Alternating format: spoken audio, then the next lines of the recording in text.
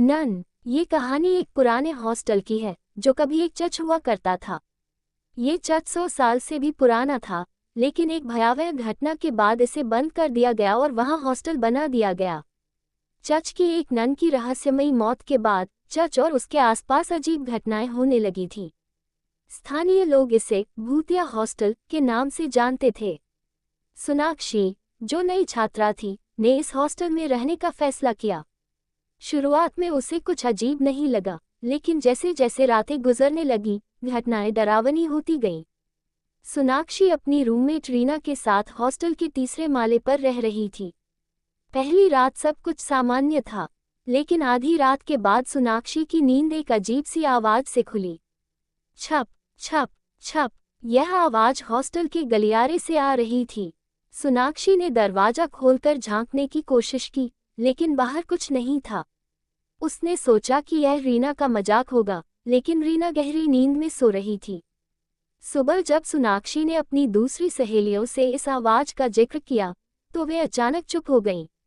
एक ने धीरे से कहा, "ये मत पूछ। यहाँ पर रात में कोई नहीं निकलता।" कुछ दिनों बाद हॉस्टल में बिजली चली गई। रात का समय था और पूरा हॉस्टल अंधेरे में डूबा हुआ था। सोनाक्षी और रीना ने मोमबत्तियां जलाकर कमरे में रोशनी की। अचानक कमरे के बाहर गलियारे में किसी के चलने की आवाज सुनाई दी। रीना ने खिड़की से बाहर झांक कर देखा। सफेद लिबास में एक महिला सीढ़ियों पर खड़ी थी। उसका चेहरा झुका हुआ था और उसके बाल लंबे और बिखरे हुए थे। रीना ने सोनाक्षी को इशारा किया, "देखो, वो कौन है?" सोनाक्षी ने भी बाहर देखा, लेकिन महिला अचानक गायब हो गई। दोनों डर के मारे कमरे का दरवाजा अंदर से बंद करके सोने की कोशिश करने लगी। अगले दिन सोनाक्षी ने महसूस किया कि उसका सामान कमरे में इधर उधर बिखरा हुआ था। उसने रीना से पूछा, लेकिन उसने कहा कि उसने कुछ नहीं किया। कमरे की एक दीवार पर खरोंच के निशान थे, जो पहले नहीं थे। उन खरोंचों में कुछ शब्द उभर रहे थे। "मैं लौट आई हूँ," रीना ने डरकर हॉस्टल वार्डन को बताया, लेकिन उन्होंने इसे मजाक समझकर अनदेखा कर दिया। एक रात रीना बीमार हो गई और उसे मेडिकल रूम ले जाया गया। सोनाक्षी अकेली रह गई। आधी रात को उसे कमरे के बाहर तेज कदमों की आवाजें सुनाई दी। कदमों की आवाज रूम नंबर 203 के पास जाकर रुक गई। ये वही कमरा था जो पिछले कई सालों से बंद था। लोगों का कहना था कि नन की आत्मा इस कमरे में रहती है। सोनाक्षी ने हिम्मत करके कमरे के पास जाकर झांकने की कोशिश की।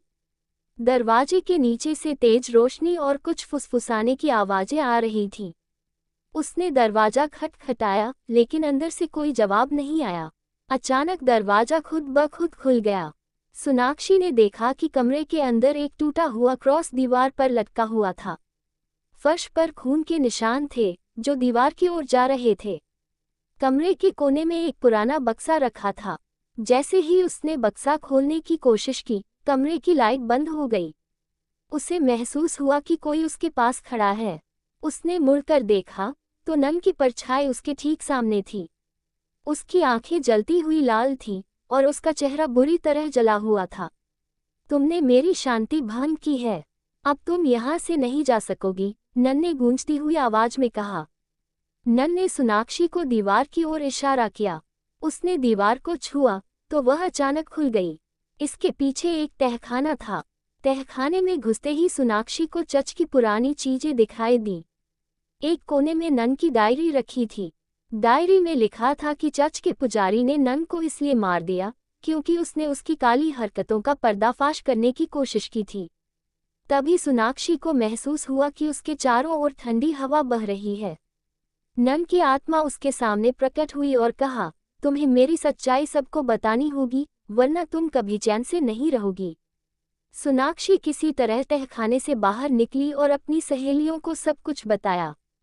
वे सब मिलकर हॉस्टल छोड़ने का फैसला कर रही थीं, लेकिन गलियारे में पहुंचते ही दरवाजे खुद बंद हो गए। हर तरफ से चीखने और रोने की आवाजें आने लगीं। सफेद कपड़ों में लिपटी कई परछाइयां गलियारे में घूमने लगीं। लड़कियां डर के मारे चिल्ला रही थीं। सोनाक्षी ने हिम्मत करके नन की डायरी पुलिस को सौंप दी। जब पुलिस ने तहखाने की जांच की, तो नन की लाश मिली।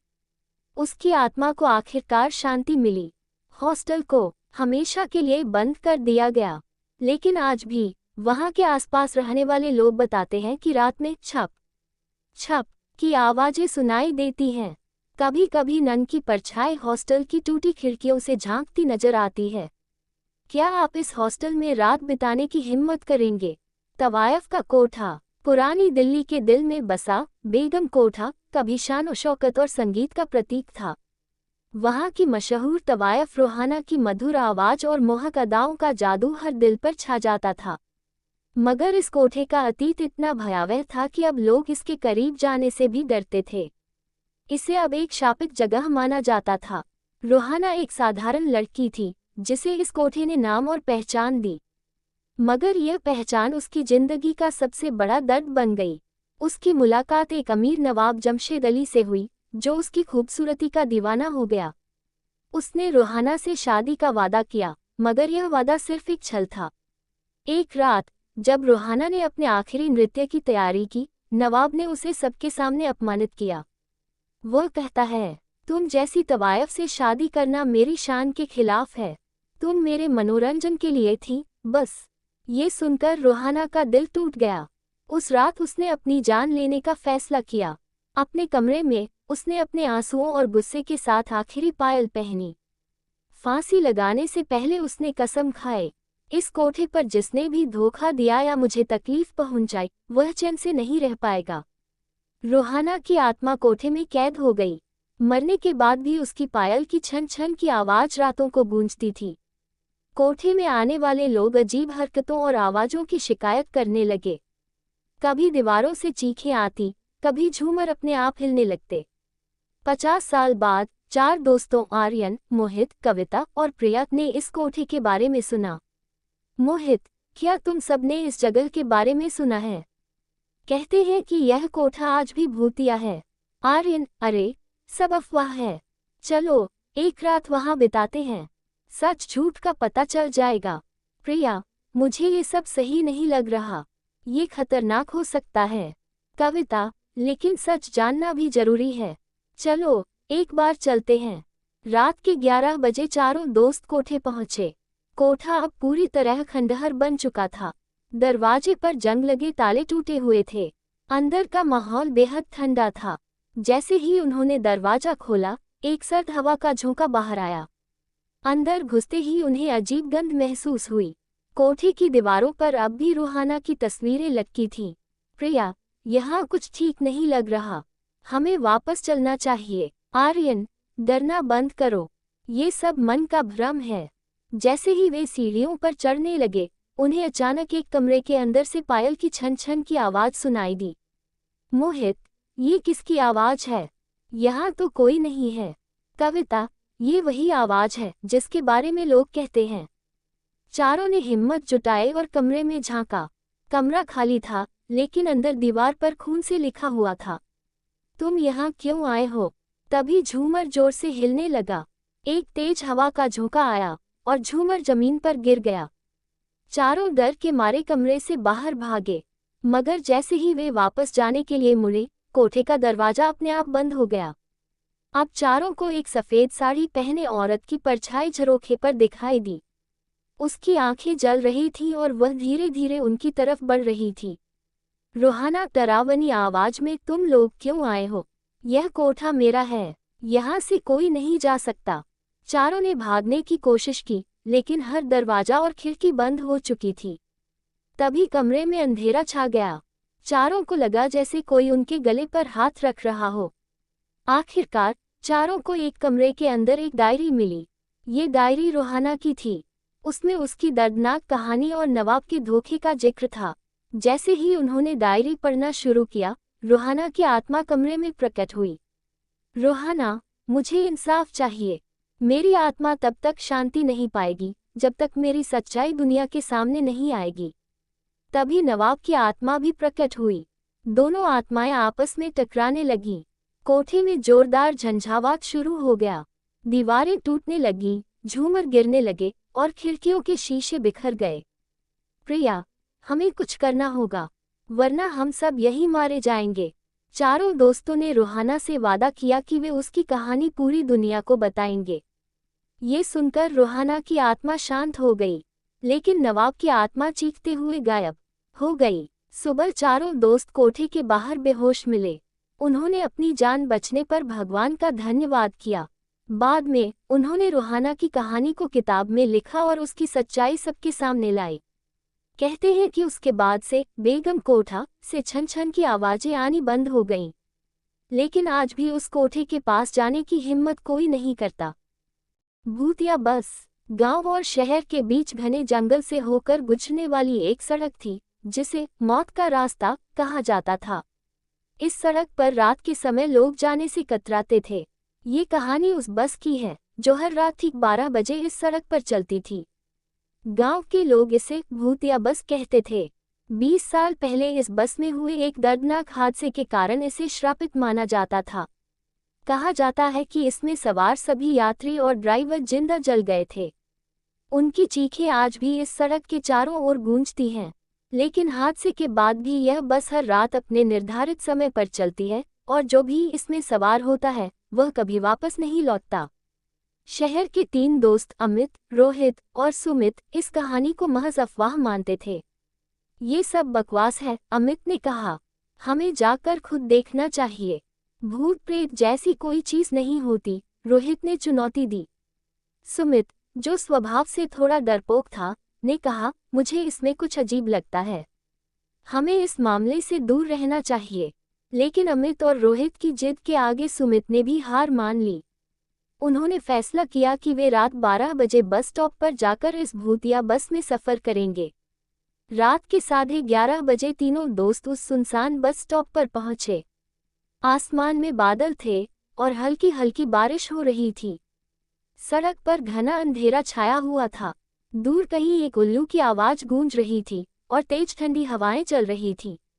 बस स्टॉप के पास एक बूढ़ा आदमी बैठा हुआ था। उसके चेहरे पर डर साफ झलक रहा था। तुम यहाँ क्या कर रहे हो? उसने कांपती हुई आवाज में पूछा। हम भूतिया बस में सफर करने आए हैं, अमित ने मजाकिया लहजे में कहा। बूढ़ा आदमी उनकी ओर गंभीरता से देखता रहा। फिर बोला, ये बस तुम्हें ऐसे अंधेरे में ले जाएगी जहां से कोई वापस नहीं आता। ये सफर मौत का है। तीनों दोस्तों ने उसकी बात को अनसुना कर दिया। ठीक रात 12 बजे धुंध और अंधेरे के बीच से एक खड़खड़ाती आवाज सुनाई दी। एक पुरानी खंडहर जैसी बस धुंध के बीच से प्रकट हुई। बस की हेडलाइट से अजीब पीली रोशनी निकल रही थी। टायरों से खून जैसा लाल रंग टपक रहा था। बस के दरवाजे अपने आप खुले। ड्राइवर की सीट पर एक बूढ़ा आदमी बैठा था।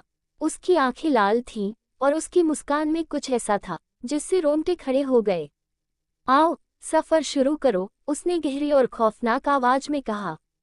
बस के अंदर का माहौल बेहद अजीब और खौफनाक था। सीटों पर राख, खून के धब्बे और गंदगी फैली हुई थी।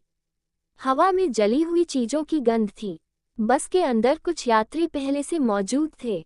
एक सफेद साड़ी में औरत जो खिड़की के बाहर देख रही थी। एक आदमी जो सिर झुकाए चुपचाप बैठा था। एक बच्चा जो लकड़ी के घोड़े से खेल रहा था। जैसे ही बस चलने लगी, दोस्तों को अजीब घटनाएं महसूस होने लगी। रोहित ने खिड़की के बाहर झांक कर देखा। चारों ओर केवल घना अंधेरा था।